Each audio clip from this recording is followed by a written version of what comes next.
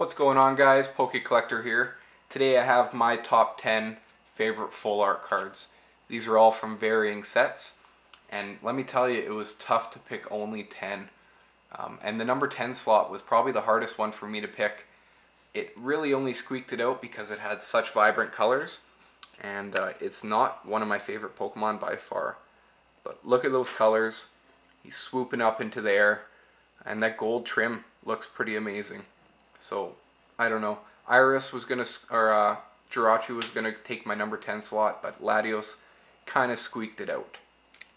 Moving on to number 9. I already had a spoiler. It's Iris. You guys guessed probably that there'll be some trainers. I like that they put characters into full arts, and I hope that trend continues. But what I don't hope continues is a rainbow background. You guys can see they overuse it way too much. It works on some cards, but it doesn't work on others. Moving on to number 8 is a Mew. Same thing, rainbow background. Very playable card, but not this one. You guys can notice, I think it's Italian. If it was French, I would be sad because I should recognize that, but no, I think it's Italian. I picked it up at a very cheap price, so why not add it to the collection? Moving on to number 7 is one of those cards that the rainbow doesn't work, in my opinion. Ho-Oh is a very colorful Pokemon as is, and that rainbow background kind of just clashes with it. I think they should do like some realistic backgrounds instead of just color like they do in most or all, I'd say, full art cards. But definitely an elusive card. It was hard for me to find this at the right price. I mean, you can always find them, but some people ask way too much. Moving on, number 6, we have a Xerneas. I actually pulled this one out of a booster pack that was weighed. So I bought it for $1 and I pulled it, so why not take it? Even if I had an English Xerneas, this one would take the spot 10 times over. Just the quality, the texture, the color is much nicer on the Japanese cards, and I think most of you guys will agree with that. Moving on to number 5. You can see a Blastoise in the background, and yep, Blastoise made the list. Probably one of the best looking cards of the set. He looks mean and destructive, and the blues are unreal. I pulled this one at the pre-release along with the Yveltal EX, full art, but I don't know. Yveltal's not going to make my list this time around. I think they kind of could have done something a lot better with it. Moving on to number 4.